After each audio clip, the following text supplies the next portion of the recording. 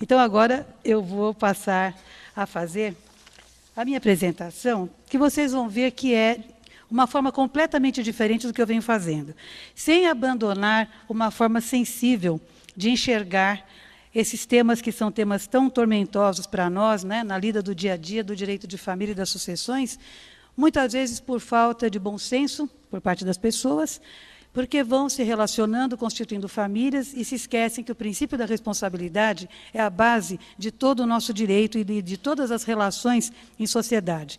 Mas, já que nós temos um congresso especificamente falando sobre isso, eu aproveitei para fazer de uma forma diferente. Avanços e controvérsias desse ano de vigência da lei que instituiu o Dia Nacional da Valorização da Família. Eu me inspirei, dessa vez, de uma forma, como eu disse, falo tanto em multiparentalidade, em poliafetividade, que eu me inspirei num poema de Carlos Drummond. Carlos Drummond de Andrade, quadrilha, acredito que todos conheçam, e eu me permito aqui, se vocês me permitem, eu vou ler esse poema. Acompanhem, por favor, para depois eu passar a falar do porquê deste enfoque que eu dei. Eu queria enxergar a questão da poliafetividade e, eventualmente, a multiparentalidade quando os filhos viessem. Então, eu comecei com Drummond. João amava Teresa, que amava Raimundo, que amava Maria, que amava Joaquim, que amava Lili, que não amava ninguém. João foi para os Estados Unidos, Teresa para o convento. Raimundo morreu de desastre. Maria ficou para a tia. Joaquim suicidou-se. E Lili casou com J. Pinto Fernandes, que não tinha entrado na história. Há tantos anos eu acompanho, leio esse poema, e dessa vez procurei enxergar de uma outra forma. E me inspirei. Me inspirei também porque, há 2 semanas atrás, a nossa colega, a doutora Thaís Bizarria, lançou uma obra que ela muito originalmente criou, em que ela fala sobre o direito, em todas as áreas do direito, em verso e prosa. E de uma forma muito simpática, ela tem tido uma repercussão fantástica no trabalho dela. Então eu falei, deixa eu enxergar essa poliafetividade da forma como eu imagino, porque, afinal de contas, já que é livre, não é? Nós podemos imaginá-la com quaisquer arranjos e também desarranjos, não é? Então, como seria, na prática, essa poliafetividade? Porque falar da liberdade que o ser humano tem, de se associar, ou da liberdade, a dignidade da pessoa humana, que é a base de todo o nosso direito, nós sabemos disso. O direito à igualdade, à solidariedade, nós sabemos disso tudo. Mas também sabemos como é difícil quando nós precisamos executar aquele que não quer cumprir com a sua, ou aquela que não quer cumprir com a sua responsabilidade, e nós somos obrigados, né, a, muitas vezes, muda de estado, tem um filho aqui, tem outro lá, e você precisa buscar aquele devedor inadimplente, e aí você entra com uma precatória, sai do país, é uma rogatória, e nós estamos vivendo a época da imploratória, porque você já não consegue mais achar.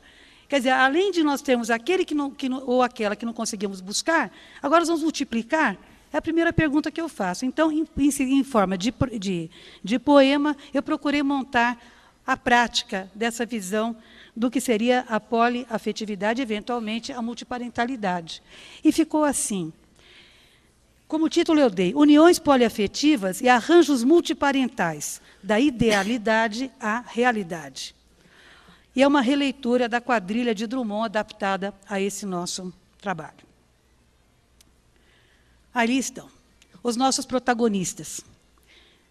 São João, Marta, Pedro, Hugo, Susana, Caio, Amanda, Pamela e um nascituro. Como ele não apareceu em lugar, também não está aí, certo? Nós já sabemos, não é? Então, vamos lá. Começa assim. Vejam quem são os nossos protagonistas e aí nós vamos passar para a nossa história. João amava Marta, que amava Pedro, que amava Hugo, que amava Susana, que amava João. Era tanto, mas tanto amor, que podiam viver todos juntos. Afinal, se entendiam, e já que se amavam, formariam uma família ideal. Ainda que Marta, o Hugo não amasse, e Pedro também discordasse da forma de Pamela e Amanda a Susana educar, mas era um problema de Susana, afinal, ele não era o pai. O pai de Pamela e Amanda, explique-se, faleceu quando elas tinham 3 e 2 anos, e sua mãe, Susana, tinha certeza de que João, para suas filhas, seria um pai ideal. Tinha jeito com as crianças. Susana se dedicava ao máximo à função maternal. Afinal,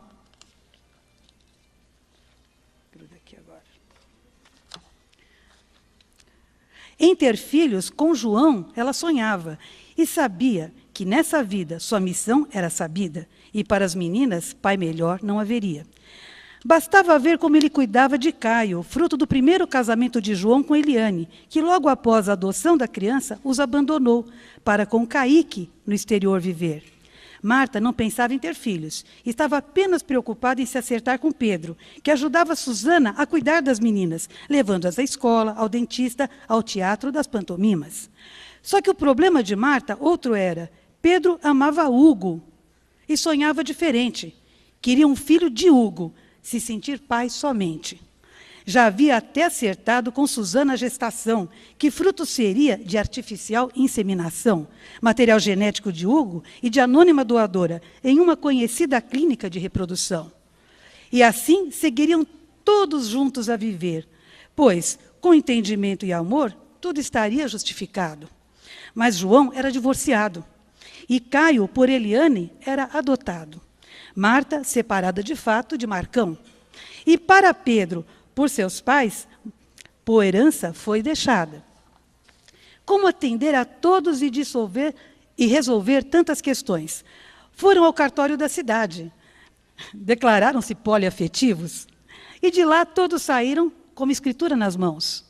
Nela manifestavam sua intenção de, no futuro, em seus nomes as crianças registrarem, vez que por todos seriam criadas, decisão justa e acertada, com base no afeto e na solidariedade declaradas. Viveram como quiseram, até o fatídico dia em que, por infarto fulminante, desta sua vida João se despedia. Sozinha para o funeral veio Eliane, descasada, triste, desolada, por Caíque abandonada. Mas Eliane voltou disposta a recuperar o tempo perdido. Veio em busca de Caio, o filho que logo após adotado havia abandonado. Susana não aceitava. Fizera de Caio um filho por 5 anos corridos, que também, por Pâmela e Amanda, como irmão era considerado. Em vão. Eliane requereu abertura do inventário e partilha dos bens. Bastou juntar certidões, casamento com João e nascimento de Caio. Conclusão. Eliane foi morar com Caio, bem longe dos demais, mas bem perto de seus pais e dos pais do finado João, que nunca aceitaram o grupo escolhido pelo filho para ver Caio crescer. Foi só levar o neto desejado, e a essa nora o perdão foi dado. Caio, que tanto sentia a falta de seu pai, passou a conviver com a mãe e os avós, e nunca mais teve notícias de Pedro, Susana, Hugo, Marta, Pâmela ou Amanda. Foi cercado de carinho e cuidado, também de tios e primos, sua antiga e nova família. Foi por todos amparado. Também nunca entendeu ao certo se Susana era sua mãe e Marta sua tia, mas sabia que Pedro e Hugo não eram seus pais, de fato. Que confusão ele vivia. Todos, porém, a esta altura, resolveram a desventura. Hugo partiu com Susana, Pâmela e Amanda. Nem esperou o nascimento do bebê. Por Pedro tão sonhado, afinal era sonho de Pedro, e por Hugo não desejado. Susana se consolou com Hugo, que sempre a amou e demonstrava que seria um bom padrasto. O tempo se encarregaria de apagar os outros rastros. Marta prometeu a Pedro que não abandonaria e na criação do bebê certamente ajudaria. Quem sabe, por amor, até em adoção pensaria. Teria, porém, que resolver a situação com Carlão, de quem se separara de fato, pois os bens desse casal deveriam ser partilhados. Mas e a escritura? Pergunto. Não lhes valeu de nada? Infelizmente não, para quem no sim acreditava. Esses protagonistas poderiam até provar que formaram uma sociedade de fato, naquele período exato. Mas já assim não viviam, e agora exatamente o que dissolveriam? Mas já não eram casados, não viviam em união estável ou união homoafetiva. Criaram um tipo de união que chamaram poliafetiva. Como família, porém, a lei não os entendia, nem os socorria. Sabiam bem disso. pois constava expressamente naquela escritura lavrada. Não adquiriram com ela quaisquer direitos patrimoniais, pessoais, sucessórios ou sociais. Assim sendo, do fatal desfazimento da pretendida poliunião, resultaram formações familiares e os vínculos que seguirão. Eliane, Pâmela e Amanda, monoparentais seriam. Hugo e Susana, em união estável, conviveriam. Hugo, padrasto, Amanda e Pâmela, enteadas, um vínculo de afinidade. Marta, Pedro e o nascituro, filiação adotiva, espécie de parentalidade. Embora não tenham assim inicialmente planejado, dessa forma também se cumpriu a vontade manifestada. As crianças, o futuro petis e os demais, todos assegurados, pelo sistema vigente, devidamente normatizado. Não teria sido também esse um final feliz que se quis?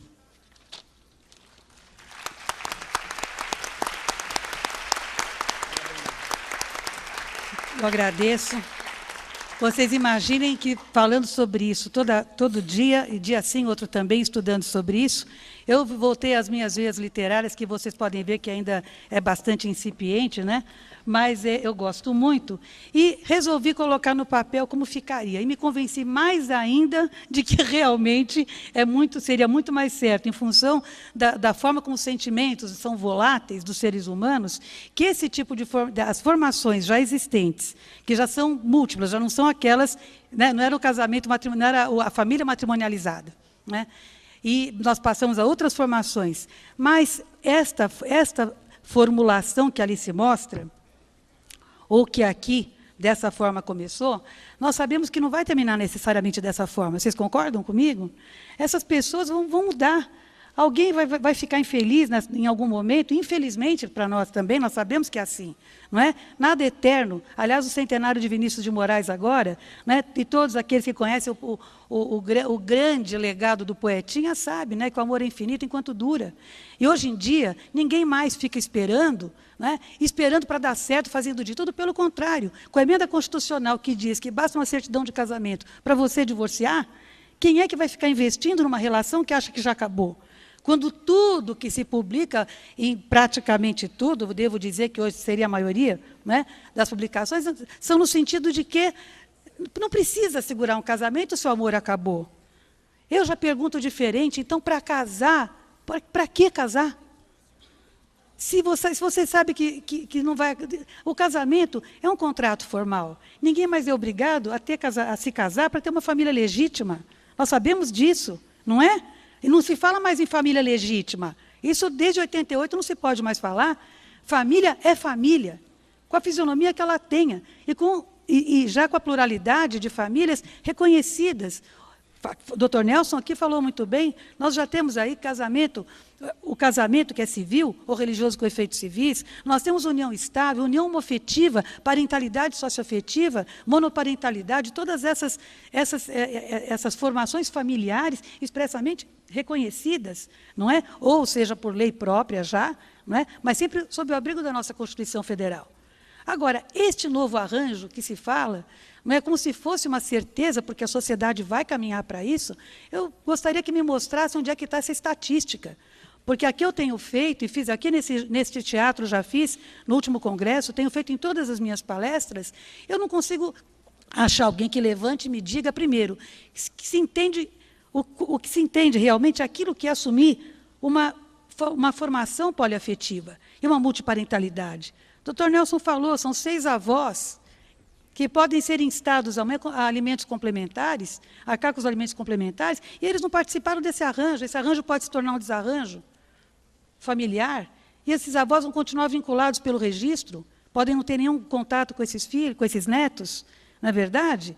Vamos pensar, vamos refletir, eu já fiz isso aqui no último congresso, eu tenho feito pelo Estado todo, todos sabem o que eu penso, porque eu não vou dizer, não, acho que isso vai acontecer. Eu me posiciono, me desculpem, porque poderia falar, não, pode ser que aconteça. Eu espero que não aconteça. Sinceramente, porque a dificuldade de você estabelecer uma guarda compartilhada entre pai e mãe, eu já falava aqui há alguns anos, entre pares homoafetivos também, porque isso vai acontecer em qualquer tipo de arranjo, é verdade ou não?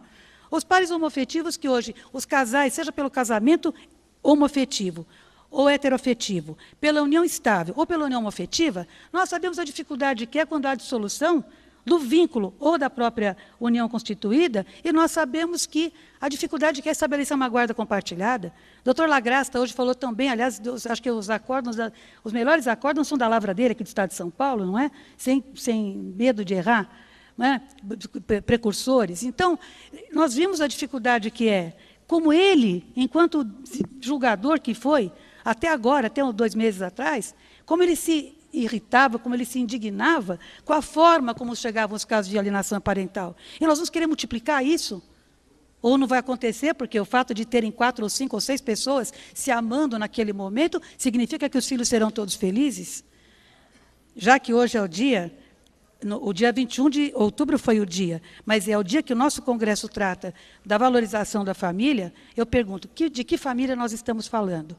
Nós vamos aceitar como sendo uma doença inevitável, para a qual não se tem cura? Ou nós vamos tratar antes que a doença apareça? Eu sempre trabalhei de forma preventiva. Eu sempre fui favorável à consultoria. Eu entendo que a consultoria previne muitas situações, e não deixa de ser o exercício da advocacia, não é verdade? Porque a consultoria, na área jurídica, é privativa a atividade do advogado. Está no artigo 1º da Lei 8.906, do Estatuto da OAB.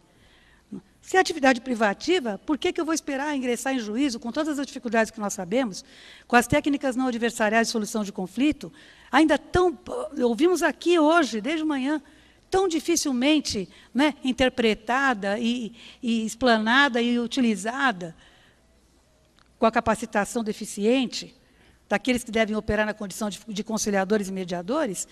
Por que nós vamos incentivar que isso aconteça, ao invés de prevenir tudo isso? Por que não pensar antes e achar que é tudo tão simples? Porque se ama. Que sejam poliamorosos aqueles que desejarem ser, mas que não se entendam poliafetivos com relações multiparentais dentro dessa família. Porque o poliafeto seria várias pessoas se unirem com a intenção de constituir família.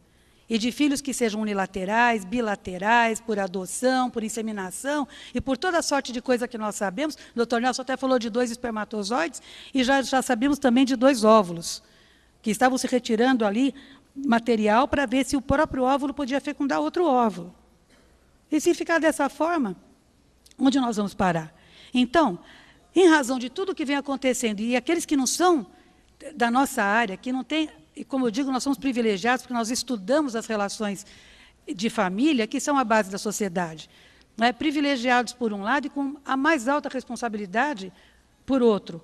Por quê? Porque, a partir do momento em que o Congresso Nacional sentiu a necessidade, vejam, sentiu a necessidade com tanta coisa que tem que ser feita lá, né, foi instituído por lei, em 16 de maio de 2012, o dia 21 de outubro, né, todo ano, para ser comemorado como o Dia Nacional de Valorização da Família. O Congresso, com tanta coisa que tem que se ocupar, se ocupou disso por quê? É a primeira pergunta que eu faço. Porque todo mundo aqui hoje falou que existe uma sociedade desagregada e em grande velocidade se desagregando cada vez mais. Então, eu pergunto, ao invés de nós ficarmos atribuindo valor a fatos que não devem ter o respaldo da lei, por que nós não nos preocupamos com aquilo que nós já temos e que está sem resposta até hoje? É a primeira pergunta que eu faço. Aí, vejam, aqui se instituiu, pela Lei 12.647, 16 de maio do ano passado, o Dia Nacional de Valorização da Família, para ser comemorado anualmente, dia 21 de outubro. E aí, entra em vigor, na data da publicação, que foi em maio do ano passado, comemorou-se já esse ano, 1 ano da vigência dessa lei. Começa com um projeto de lei. Ele tem base nesse projeto, 3.905 de 2008. Vejam só, dentro da justificativa, os excertos que eu selecionei. Pretende-se, portanto, despertar e alertar a todos para a importância de analisar questões fundamentais relacionadas à família, tornando-a uma comunidade onde naturalmente se desenvolvem os laços afetivos e solidários, onde os filhos aprendem a amar e encontram em seu lar um espaço capaz de forjar as virtudes necessárias ao bem-estar da sociedade e do Estado. Perfeito, não é? É o que nós todos queremos? É o que nós vemos? Eu escrevi um artigo há muitos anos atrás, acho que foi em 2005, deve fazer quase 10 anos, em que eu escrevi o seguinte, o título é esse: A família que temos e a sociedade em que vivemos. E aí eu pus, para dar um ânimo entre o desejo e a conquista. 8, 9 anos depois, eu estou vendo acontecer o que está acontecendo. Naquele tempo não se falava nenhuma afetividade reconhecida pela STF. Hoje nós estamos falando em multiparentalidade. Imagine se eu tiver que reescrever esse artigo, então. E aí vem, ainda na justificativa. A proposição tem como objetivo, atenção, se falou disso aqui hoje, criar momentos de reflexão para chamar a atenção da sociedade, de governos e responsáveis por políticas locais, para a importância da família como instituição fundamental para o desenvolvimento humano. Reflexão esta que leve ao investimento em políticas públicas que promovam, entre tantas carências familiares, a igualdade de posição entre os cônjuges, assistência social à infância e juventude, resolução dos problemas do desemprego, acesso à educação e condições dignas de moradia, gerando estruturas sociais que permitam às famílias marginalizadas atingir condições mínimas de estabilidade. É com isso que nós temos que nos preocupar. Não se fulano, beltrano e ciclana querem todos se unir porque estão achando que está tudo ótimo por enquanto. Me desculpem, eu sou enfática mesmo.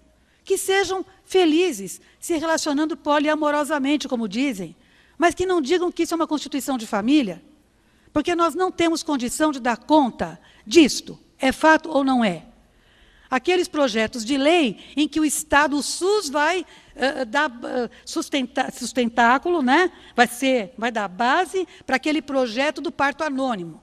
É só pegar o projeto 3.220 de 2008 e ver a redação dele. Felizmente, ele está parado e espero que sepultado fique.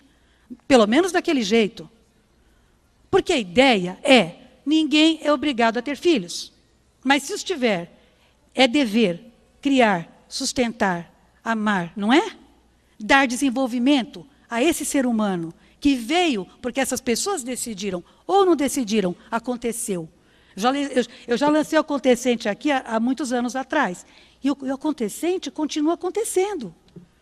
É uma coisa impressionante. Você chama, alerta, vamos falar, vamos orientar políticas públicas de conscientização, já que é para sair uma proposição de cada palestra, que saia da nossa, e a nossa comissão tem se esmerado por isso, vamos fazer aí um projeto que diga, olha, nós temos que levar a conscientização às pessoas, aos bairros carentes, porque existe uma lei que não funciona, ou então não existe lei nenhuma, ou existe lei que não funciona porque não tem vontade, como foi dito aqui, o doutor Berlini falou muito bem. Não tem vontade que dê certo. Se não tem vontade, não aparece a verba. Se não aparece a verba, não se atende o que necessita.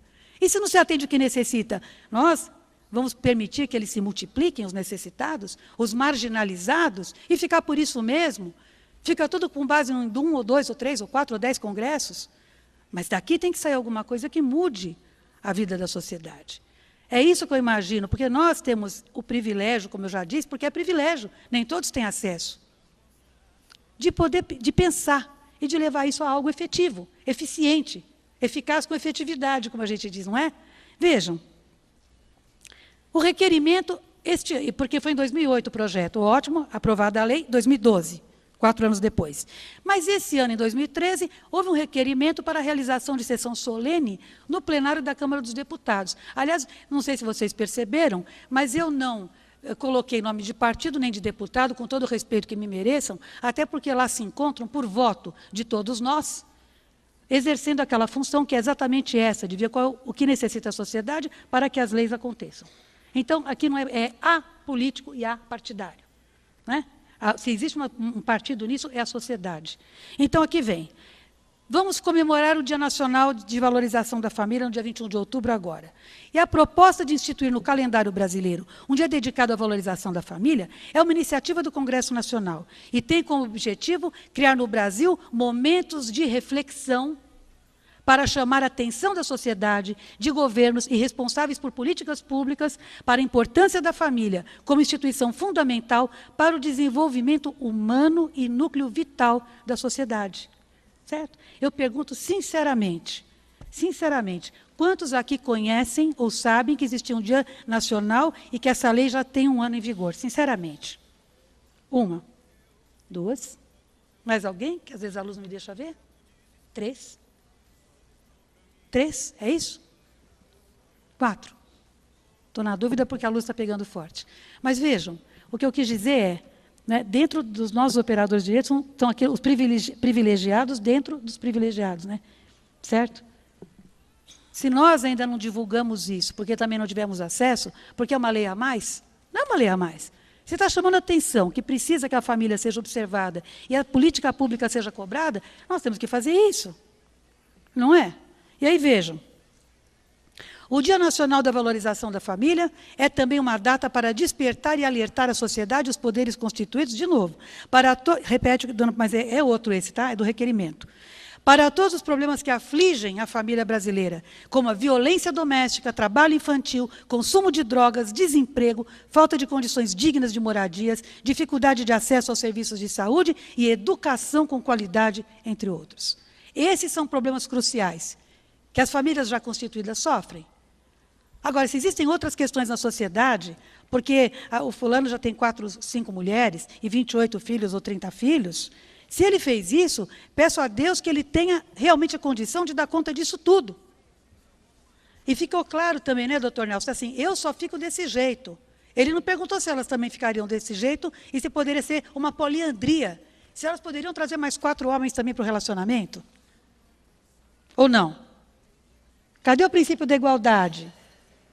Nós acreditamos ou não acreditamos nessa nossa Constituição Federal? Eu acredito.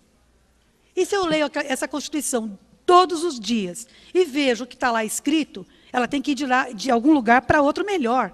E eu só vejo utilizar os mesmos princípios constitucionais que dariam a melhor condição de bem-estar e vida social para todos da sociedade, eu só vejo isso ser utilizado de uma forma que realmente não é desenfreada, né?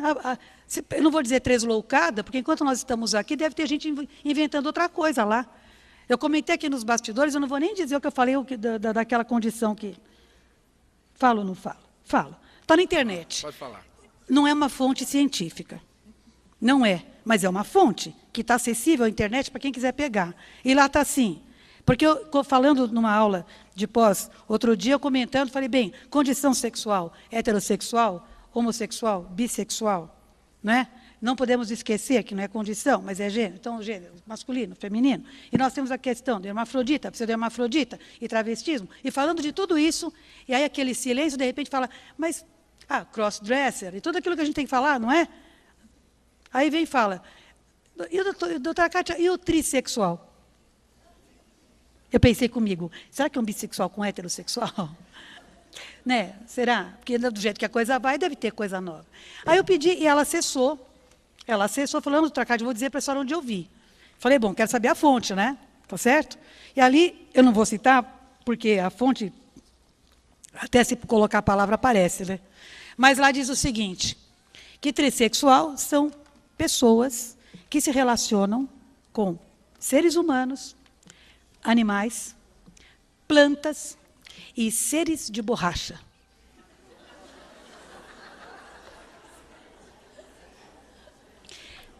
Eu fui aluna... Mas planta tem planta carnívora também. Tem. E pelo jeito, a plantação está crescendo, viu? A plantação está vingando, como dizem. Porque, sinceramente, eu fui aluna do professor Silvio Rodrigues, que Deus o tenha, e bem longe disso. Porque se ele ouvisse uma coisa dessa, acho que ele ressuscitava. Não é possível, gente. Seres de borracha, eu fiquei imaginando, fugiu da aula de filosofia. Porque ânima, cadê a ânima? É verdade ou não? Ou de borracha. Não vou nem contar, porque depois começaram a me explicar o que eram os seres de borracha. Esquece. Aí fica no imaginário, porque depois dessa, não é verdade? Pode qualquer coisa. E eu estou dizendo, o doutor Nelson falou de novela, eu falo de aula de pós-graduação, você tem que falar dessas coisas hoje. Porque as crianças, os adolescentes estão tendo acesso a esse tipo de informação ou de desinformação. As novelas estão mostrando esse tipo de coisa. O doutor Humberto citou agora a teatraula que a OAB fez, magnífica. Eu me senti honradíssima de ter podido participar dessa teatraula. Exibiram uma peça de teatro com colegas nossos da oficina de teatro da OAB, atores profissionais, diretor profissional de teatro, e o doutor João Ibaixo, que é presidente da Comissão de Literatura, de Estudos Filosóficos e tal, que organizou, também foi ator, inclusive, e falava desses arranjos, ou desarranjos, né? familiares. E foi assim um debate que a coisa foi se estendendo, as pessoas queriam ficar mais, tinha que fechar a OAB, a gente estava lá discutindo. Porque realmente as pessoas se surpreendem. Eu já vou avisar vocês, eu vejo novela sempre que eu posso. Por quê? Porque foi o que eu falei outro dia, na hora que você vê uma audiência de investigação de maternidade, com uma plateia quase como essa, certo? A juíza, o promotor sentado ao lado, naquele sistema que a gente conhece já, né, de júri. Certo? É uma audiência de família, investigação maternidade. E todo mundo dando a parte. Uma hora, num capítulo, ela solta, fala, por favor, gravem para mim isso. Elas tiram um envelope fechado e diz assim, porque a prova é encartada aos autos, eu fiquei olhando para a mão dela, falei, mas está encartada aonde? Né? No teto. E fechado o envelope. Certo?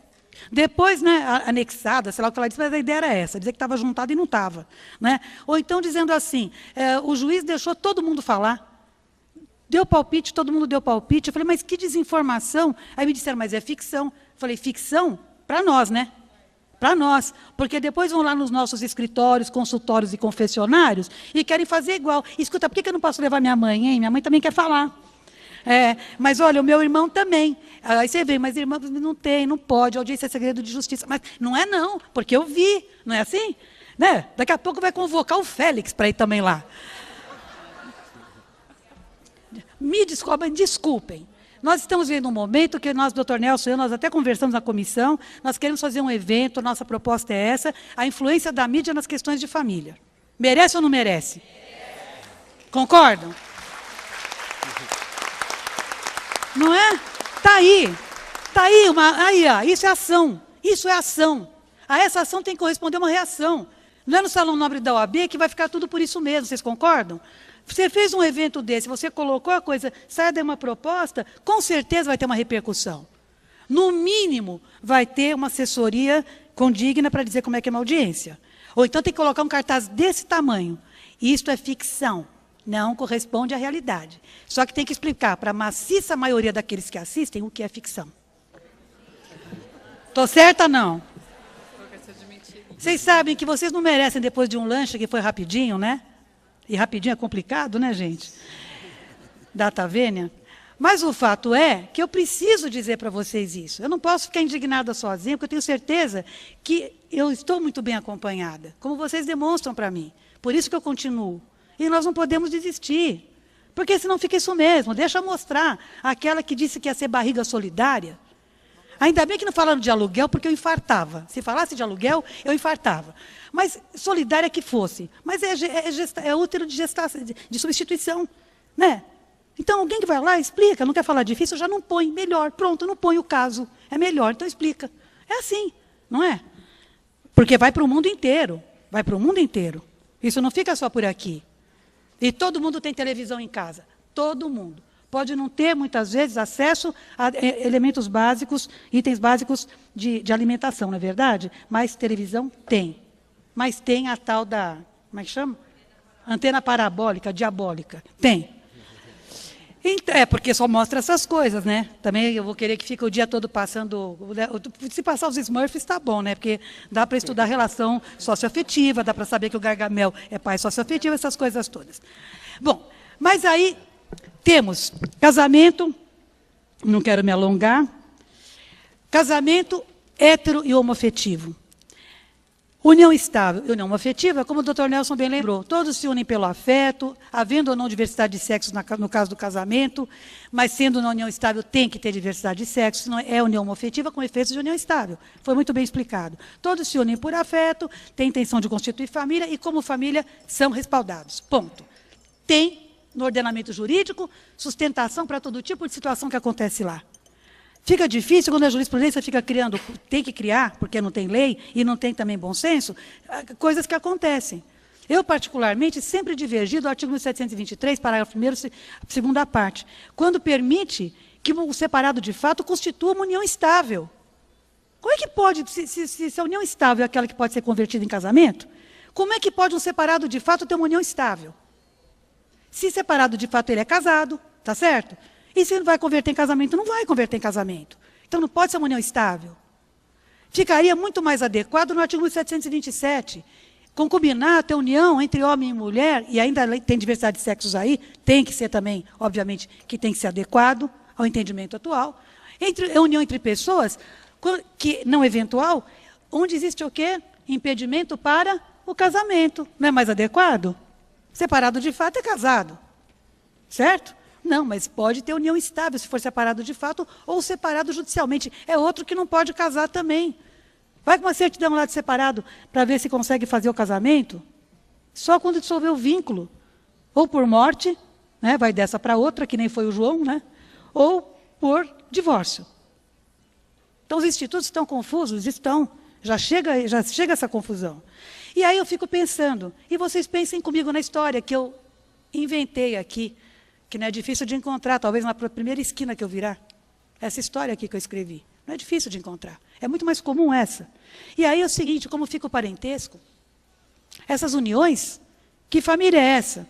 Que nós vamos fazer? Porque ali nós vamos ter o quê? Vamos ter filhos biológicos, filhos socioafetivos, filhos por inseminação artificial. A filiação hoje ela tem um leque muito grande de possibilidades. Esse parentesco da árvore genealógica, que nós sabemos que algumas vezes, em algumas provas, aparecia ginecológica. Não é, doutor Nelson? Não é, doutora Deise? Pior do que isso é só quando vinha dizendo que o Decujos tinha morrido 2 vezes, ele morreu. E deixou decujinhos, não é? Deixou 5 ainda. Na prova tinha deixado 5, não era um só, não. Já deixa logo por atacado. Imagina se os decujinhos resolverem todos se poliamorizar. Né? Então, vejam, parentesco, esta aí é uma árvore genealógica com parentesco consanguíneo, descendendo uns dos outros pelo vínculo de sangue, direta ou indiretamente, que seria o parentesco colateral ou até o transversal. Isso todo mundo sabe como é, não é? Sabe? Só que aí o parentesco não é só esse. Nós temos o parentesco por adoção. O doutor Berlini magnificamente aqui falou para nós. Adoção hoje, nós temos que nos preocupar com o que está acontecendo. São 30 mil adotantes para 5 mil crianças para serem adotadas que não são adotadas. Não foi o que ele falou aqui? Cadê a solução? A adoção interracial continua sendo um grande problema, porque ele falou, estão escolhendo, querem que fique parecido. Eu falo, viu, fica escolhendo bastante, que vai nascer a criança com a cara daquele bisavô que você odiava. Entendeu? Que a família, entendeu? Tem essa, não tem que escolher, porque às vezes de quem é do próprio filho. Não sai, na verdade, parecido, vai para 3, 4 gerações depois, ou anteriores, melhor dizendo. Então, a adoção, temos que pensar hoje em problemas reais que nós temos. A adoção interracial, que ninguém encara. A adoção homoafetiva, que também ninguém encara. Não é? O doutor Berlini falou aqui de uma forma, eu fiquei impressionada, porque ele é vocacionado, tem que ser vocacionado para lidar com essa área. Família, sucessões, infância e juventude, tem ou não tem? Tem. Tem. Senão você não vai produzir aquilo que deveria e nem o que poderia. Essa que é a verdade. E aí, a parentalidade socioafetiva, que se nós estivermos olhando aqui, essa foto, nós vamos imaginar que possam ser casados ou não, que pode ser filho unilateral, que outro é padrasto, ou que são 2 adotivos, e pode ser nada disso e serem filhos de criação. E se filhos de criação forem, podem ser socioafetivos, certo?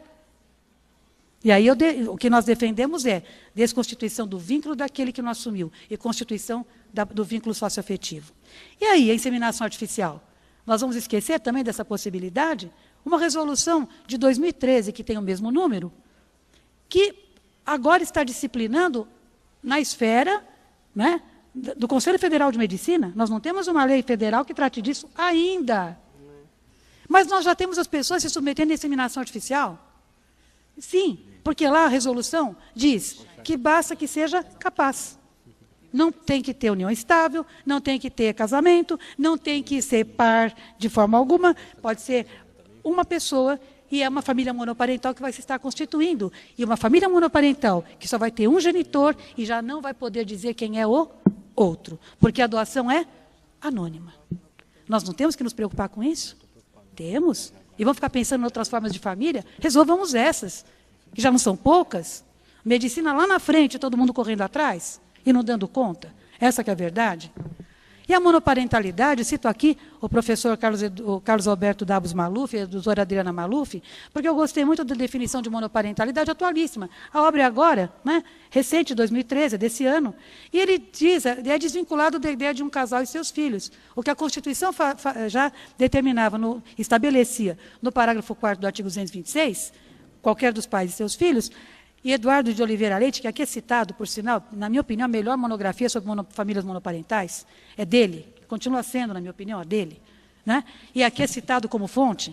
Né? E a professora Marilena Diniz, quer dizer, tem que atualizar. Olha só, adoção unilateral no reconhecimento da prole, inseminação artificial homóloga após a morte de mulher solteira, heteróloga, produção independente. 25 anos depois da Constituição, nós temos tudo isso, a partir daquele artigo 226, que, conjugado com o artigo 5º, permite que isso aconteça. E os direitos e deveres, que, obviamente, falar em família, nós temos que falar em direitos e deveres, pessoais, patrimoniais, sucessórios e sociais. E a paternidade e maternidade responsáveis? Quer dizer que agora é assim, é melhor nós arranjarmos 2 ou 3 pais para darem conta daquilo que eu, por exemplo, resolvi. Vou arranjar mais 2 ou 3, porque assim, não somente a mim ou meus pais, que seriam, né, os avós, teriam que responder, ou meus irmãos, nessa ordem, porque os irmãos também respondem, inclusive os unilaterais, certo?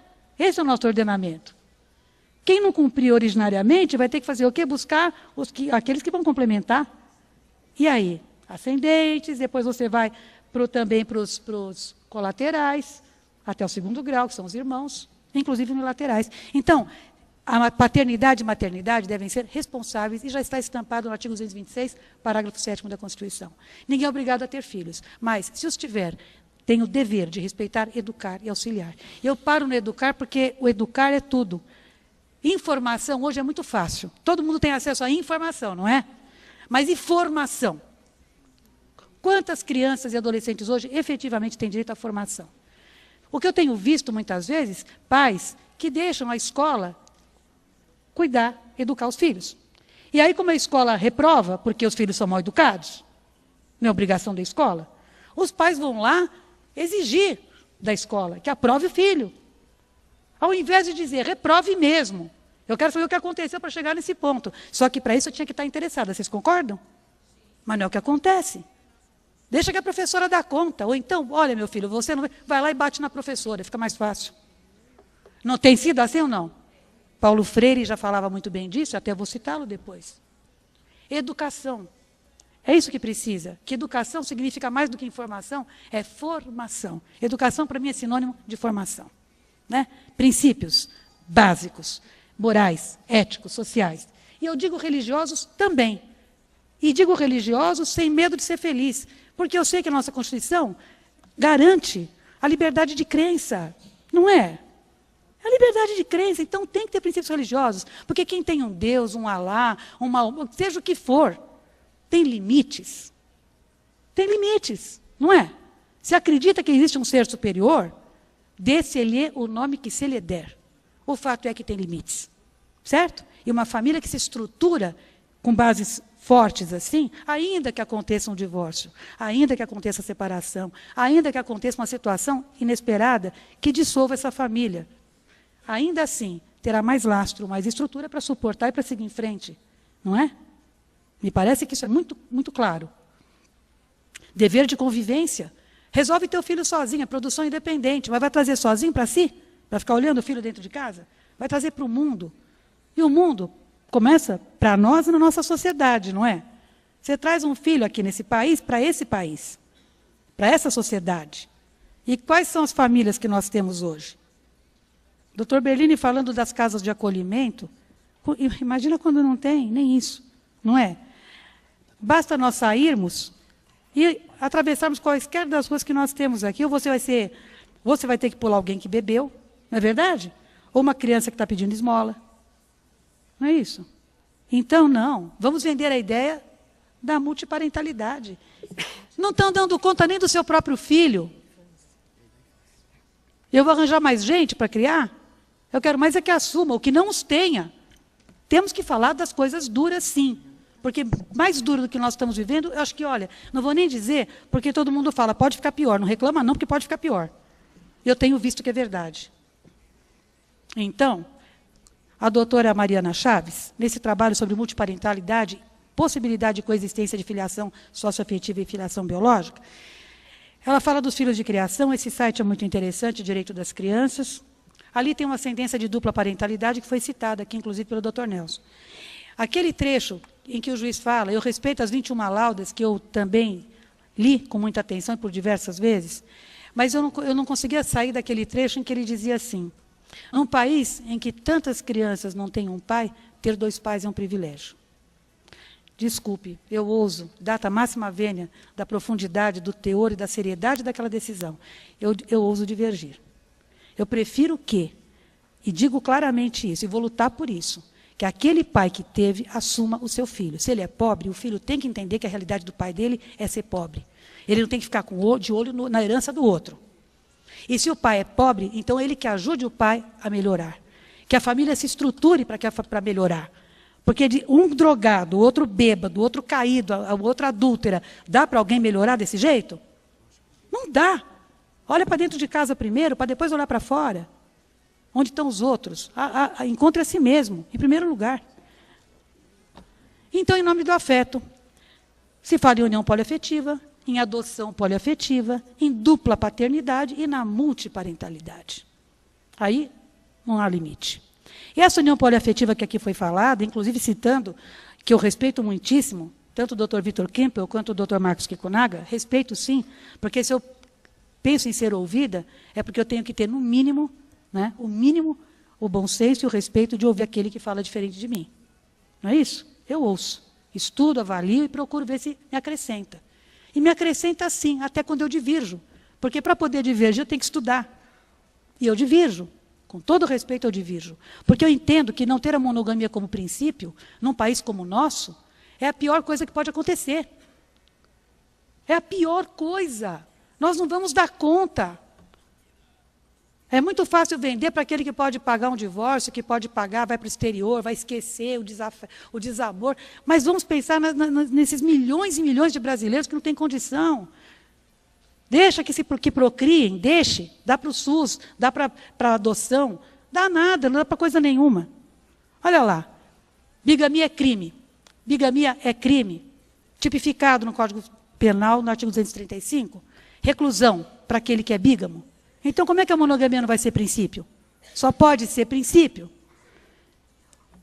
Doutora Regina Beatriz, eu deixo aqui o site também dela, reginabeatriz.com.br, porque ela avalia com profundidade, aqui está só ela falou pessoalmente aqui no congresso nosso, no anterior, né, doutor Nelson? Ela falou, a escritura desse trio não tem eficácia jurídica, por isso que eu me inspirei para escrever isso. Não tem eficácia. Como é que você vai impor perante o terceiro, perante o Estado, uma coisa que você resolveu porque você quis? É assim? Eu levanto de manhã e me declaro poliafetiva, sem nenhum respaldo? Vou esperar que a jurisprudência venha correndo atrás de mim? E vou tentar achar mais gente que pense como eu? Não. Eu tenho que ver por que está sendo dessa forma. É diferente, porque não vai ter repercussão. A própria escritura que foi lavrada tem ali no texto dizendo que as partes estão cientes de que não tem respaldo na esfera jurídica. Que ela não vai produzir efeito. Você faz um documento público para dizer que não tem efeito? Ah, não, mas pode provar, que nem eu pus aqui. Quem sabe provar que estavam juntos desde aquela época? E aí não constituíram patrimônio, não fizeram nada, eu vou fazer o quê? Vou pedir pensão? Se não são família? Começou em Pernambuco, com a adoção poliafetiva, em que o juiz determina que 3 pessoas sejam responsáveis, a mãe biológica, o pai biológico e a madrasta, sejam responsáveis por aquela criança, inclusive responsáveis, porque essa criança é registrada no registro civil em nome dos 3. E aí, vocês sabem o que acontece? Ele determina a guarda compartilhada entre a mãe biológica, a madrasta e o pai biológico. Sendo que a mãe biológica não vive com esse casal. Mas ela tem o direito de ir e vir e olhar a criança, e então, já que é assim, deixa em nome dos 3. Não terão convívio. E desculpem, eu trabalho há 20 anos com guarda compartilhada. É muito difícil você fazer com que as pessoas se conscientizem que a guarda compartilhada não é para diminuir o valor de pensão, não é para estabelecer o jeito que é melhor buscar na escola, é para acompanhar em conjunto o crescimento desse filho. Certo? É o bem-estar, é o desenvolvimento, bem-estar físico, psíquico, espiritual. Tudo isso faz parte. Vocês acham que uma madrasta e uma mãe biológica e um pai biológico vão viver felizes para sempre com a guarda compartilhada? Eu quero um caso concreto. Por favor, me tragam. Porque eu vou começar a dizer, tem uma exceção. Certo?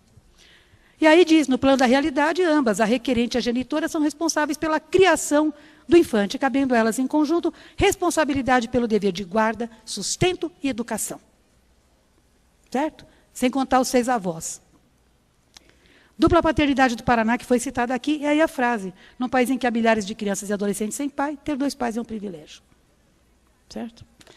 E ali diz que é para todos os efeitos, a decisão está aqui, que é para todos os efeitos.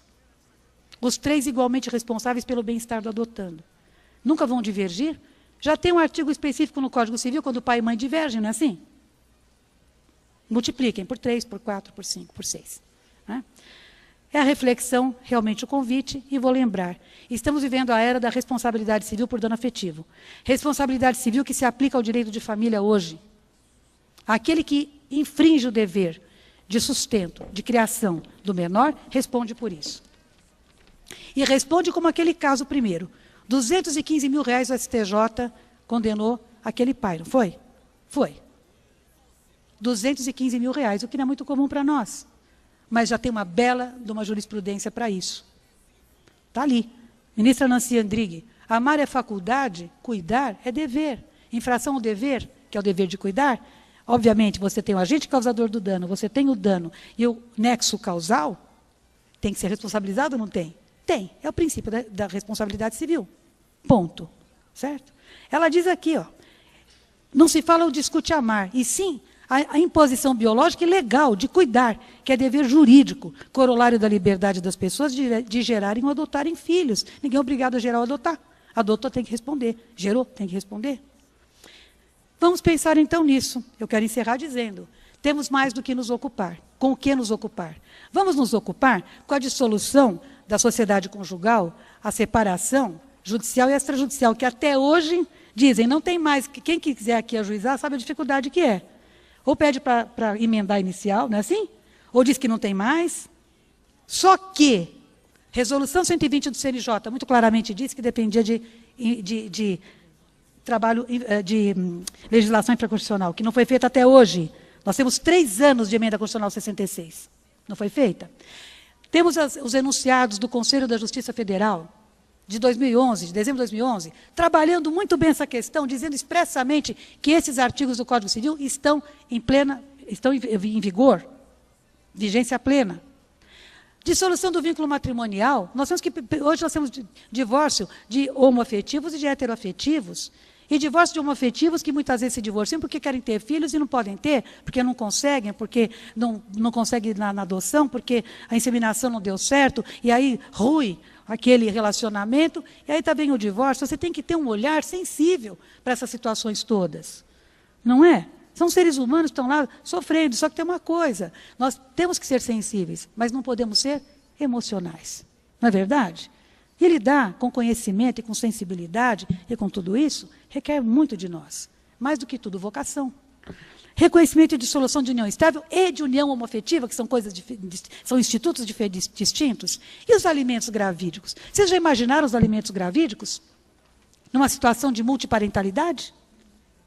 Não, porque vai esperar nascer o bebê, certo? No caso aqui nem esperou. Esperou? Não esperou.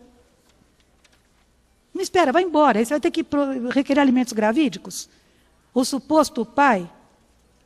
E você nem sabe quem é, de repente se relaciona a todo mundo. Outro dia me perguntaram, doutora Kátia, deixa eu entender uma coisa. São 3 homens que querem viver com 2 mulheres. Mas como é que é? Ela é homoafetiva? Como é que é? Falei, não pergunta para mim, pergunta para eles. Eu vou saber quem se relaciona com quem lá? Mas não tem que ter o dever? Falei, não sei. Para mim, é uma formação que não é familiar. Certo? Outra, guarda dos filhos, guarda compartilhada, que até hoje nós não temos uma cultura de guarda compartilhada. Os pais ainda não entenderam muitas vezes que os filhos estão como fiéis da balança e que os pais estão em condições iguais. Não entenderam isso ainda.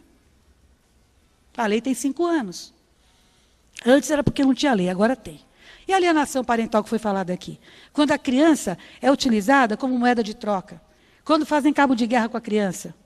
Multipliquem por 3, por 4, por 5. Vocês acham que é difícil acontecer uma alienação parental num arranjo multiparental? É difícil ou nós vamos multiplicar? E aí? Tinha que ser simpático, não tinha? Os direitos avoengos, que lindos, são 6 avós. 6 avós que podem, nesse caso concreto aqui, são 6 avós que podem ser instados, executados e até presos, ter a restrição da sua liberdade, porque não conseguiram pagar os alimentos complementares. Não é? São 6. Então, para poder finalizar, vou dizer a vocês o seguinte. Em prol da família que nós estamos falando hoje. Essa família, hoje, para nós, ela já tem várias faces.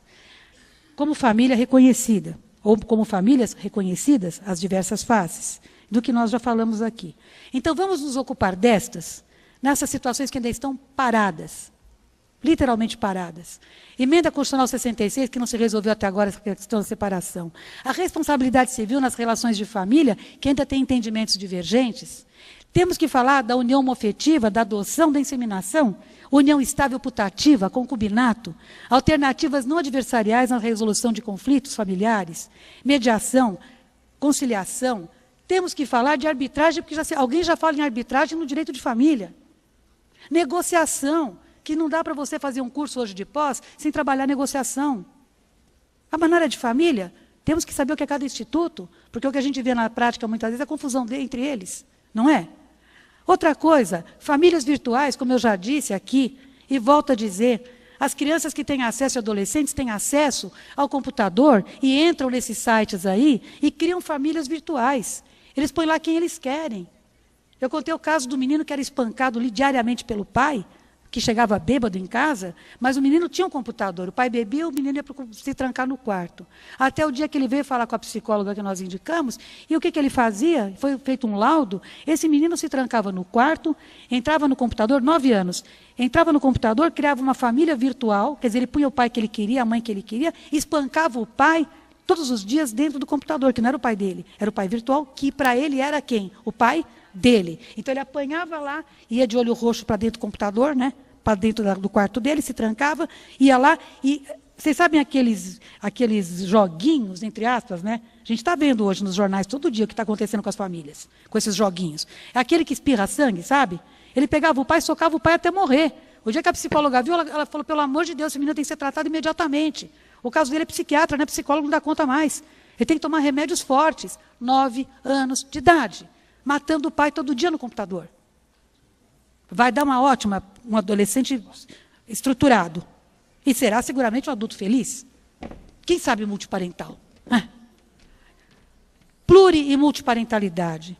Então, eu termino dizendo, acompanhamento de proposições legislativas, nós temos esta obrigação, todos nós, porque podemos nos manifestar. A Comissão de Direito de Família e Sucessões da OAB está à disposição para que esses estudos sejam desenvolvidos. Os grupos de estudos, o Dr. Nelson aqui falou, podemos levar os temas, os projetos de lei, temos que estudar, no tempo que nos é disponível, porque todos nós trabalhamos muito e corremos demais, o que não impediu que já tivéssemos aí 2 projetos, e outros que já aconteceram, e os que virão. Não é? Então, vamos acompanhar. E atualização constante. Por quê? Eu digo, como diz... Eu trago aqui o Paulo Freire para encerrar, que diz o seguinte, não é possível refazer este país, democratizá-lo, humanizá-lo, torná-lo sério, com adolescentes brincando de matar gente, ofendendo a vida, destruindo o sonho, inviabilizando o amor. Se a educação sozinha não transformar a sociedade, sem ela tampouco a sociedade muda. E ele diz assim, educação não transforma o mundo, educação muda pessoas, pessoas transformam o mundo. Então, eu deixo aqui para vocês, dizendo isso. Nós somos mais do que advogados de família, nós somos advogados da família. Temos responsabilidade, sim, naqueles que nos procuram, na ancestralidade e na posteridade deles. Porque o advogado da família é aquele que vai, ele segue e os clientes vêm junto e acabam se tornando, né, gerações que nos procuram porque confiam no nosso trabalho, na nossa seriedade, no nosso comprometimento com aquilo que é justo. Porque as pessoas, mais do que procurarem exercício de direitos ou artigos de lei que elas nem sabem, elas procuram justiça. Muito obrigada pela atenção dos senhores.